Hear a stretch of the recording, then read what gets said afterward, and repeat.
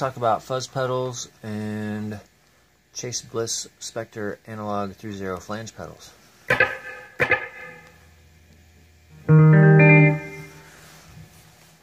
I'm playing through, for my fuzz, a Devi Ever,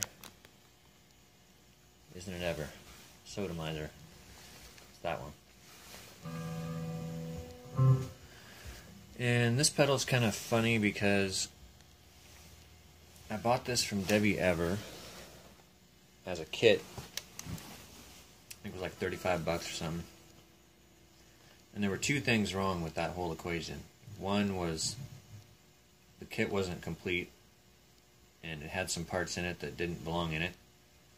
So it's kind of a POS kit to start with. And it was the first pedal I ever put together. So I had a lot of things working against me. And it took forever to get it working. I just started swapping random parts, random capacitors, random pots, random everything. And then it finally just started working. And I like it. I think it sounds better than a stock sodomizer. Here's what it sounds like, by the way, by itself.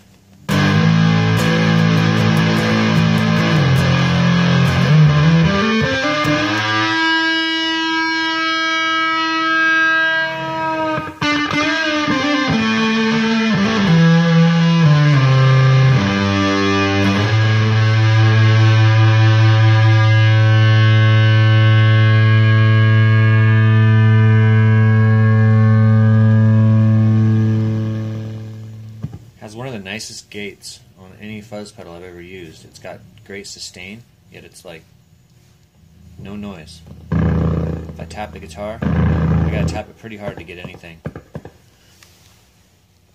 Anyway, nice fuzz, I think. Some magic stuff going on in there. Speaking of magic, look at that guy. That is a Chase Bliss Spectre. Everyone on Earth knows what this thing is now. So, here's my totally dry signal, almost dry signal. I'm playing through a Keeley 30ms double tracker right there. Got it on a bit of a slapback. Who doesn't like slapback, right?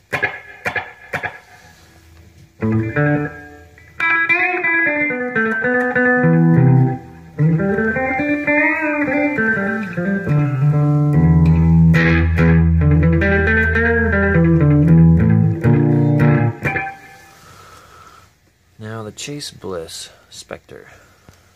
I've got it set up. As you can see, mix all the way up. My zero is slightly backed off at the 0 point.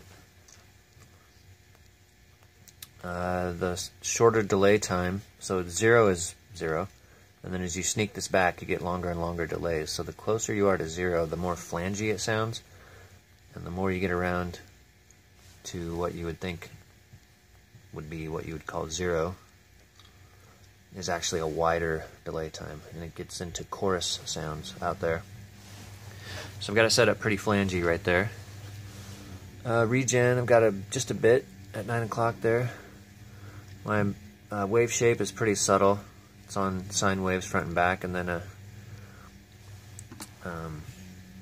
what would you call it? Concentric or even shaped waveform. I've got width up pretty high and rate down pretty low. Let's hear what this sounds like. Once again, here's that clean tone.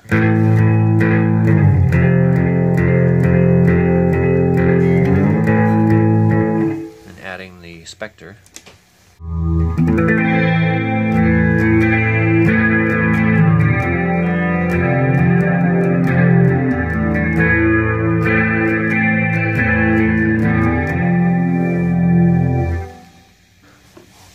I don't have any dips switched. I think stock is negative, right? So if I flip this one right here, we're going to get a positive flange.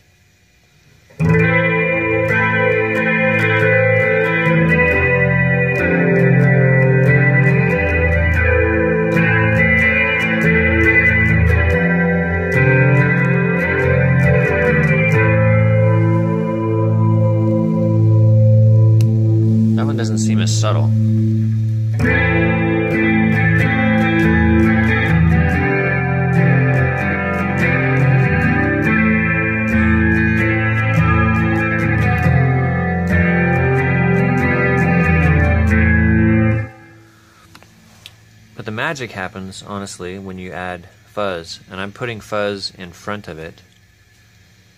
If you put it after, it seems to really amplify the somewhat noisy signal that you get with this pedal. I don't know if any of you saw Joel's recent lengthy demo of this pedal, but he explains why this pedal has a bit of noise, and you can hear that when I turn it off and when I turn it back on. You get a little bit of hush shh up in there,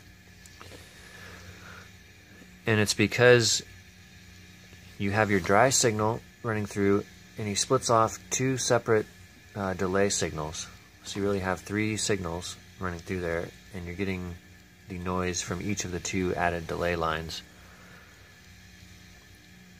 I just noticed that if I put the fuzz after that, the fuzz or overdrive or whatever amplifies that noise signal. So I'm putting the drive in front of it, and that sounds like this. So once again, dry with the Spectre added, and now with the fuzz added.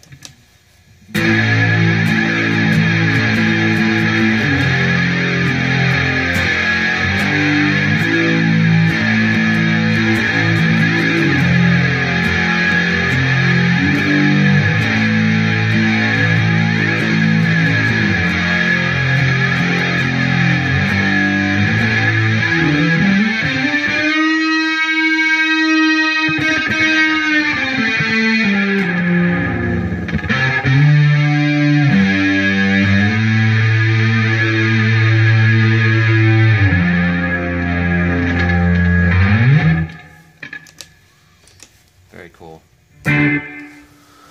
So let's try to monkey with this a bit. Get it a little crazy.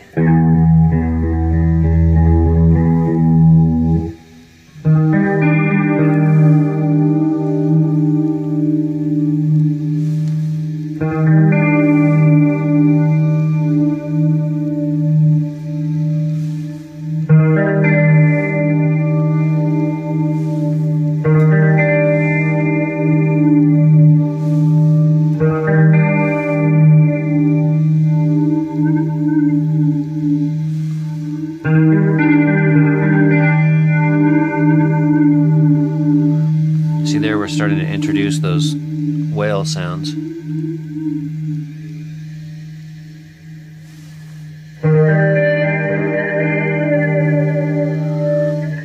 Let's play around with ramping the zero. And to ramp the zero, so back here I just turned on zero, which is right there, and ramp, which is right there. Every other dip switch is in the stock position, in the up position. So now what that's going to do, this is going to set how far the zero ramps. So in other words, starting from zero to wherever the line is. You can either do kind of here. Should show you with this, I guess. You can either do or you can be like up here and go, or ramp the whole thing, and it would go back and forth between the polar opposites there. And this would be your rate. So let's turn the flange rate all the way down so you can hear this kind of isolated.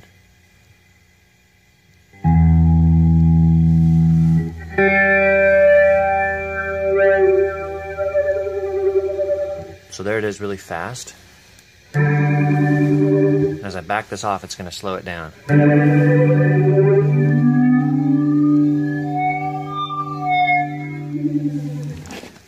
the funny thing about ramping parameters, I've noticed with this pedal, is if you have your rate really fast, it's going too fast for it to for the self-oscillation to catch up. Self-oscillation, as you know, with delay pedals and stuff, you kind of need a little bit of time for it to kind of go into self-oscillation. So watch what happens when I have this. It's going really fast right now, ramping. And we're not getting any self-oscillation because of the ramp speed. If I back this off, it gives it time between ends of the ramp to go into self-oscillation. See, there we are getting it right there. So if I give it a bunch of time, watch what happens. Takes a minute.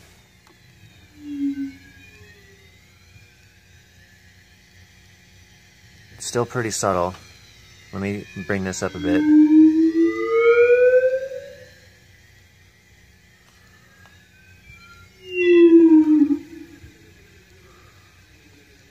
So if you have a low, or I should say a high ramp speed, it doesn't give it time to self-oscillate. So here's, you can hear it ramping really fast. And as I back this off, watch what's going to happen. It's going to give times between the front and back of the ramp, top and bottom of the ramp. It's going to give it time to self-oscillate. There, we're starting to get some. Watch what happens if I keep going.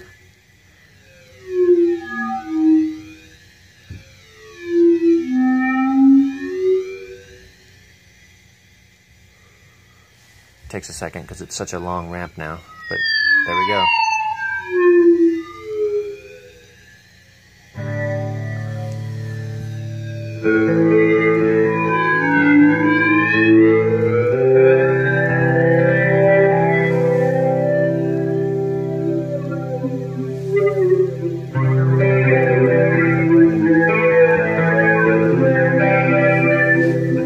So say you started ramping like this. Just a little side note, I've noticed, I thought I saw somebody say something about this the other day. If you had a setting similar to this, and now you're ramping, and you're like, it's a little too strong, I want it backed off. But you're not controlling mix anymore, now you're controlling ramp. It's pretty easy. Just whatever you've flipped up, and we flipped up this first one here to control 0. Sorry, that's also going to make it self-oscillate, so bear with me here. I'm going to turn this up and reset my mix. So here we go. There's 100%. There's dry. Let me just put that, let's go for like 50-50. And then I turn the dip back down, and now I'm ramping in a 50-50 mix between wet and dry.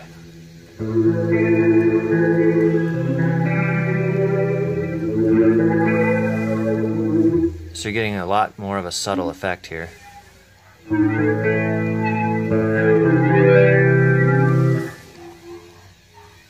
If you wanted to make that really subtle, put that mix, let's go for like 3 o'clock. Now it's going to sit way in the background.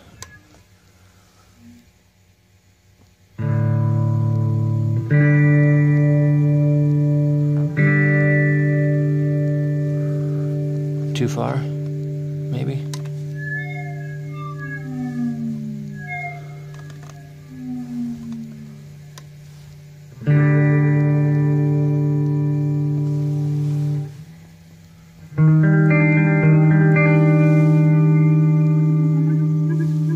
Yeah, that's good right there. I can still hear it, but it's way in the background.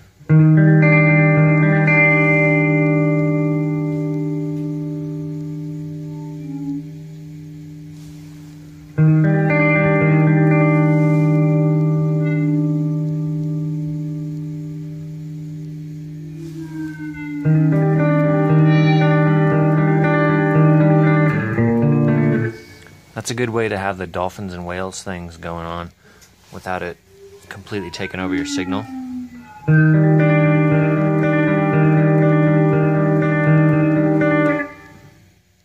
Anyway, kind of covered 2 different topics there, but maybe I'll break it off into 2 videos. I guess to bring it full circle, let's see what that subtle bit of whale sound does with the fuzz.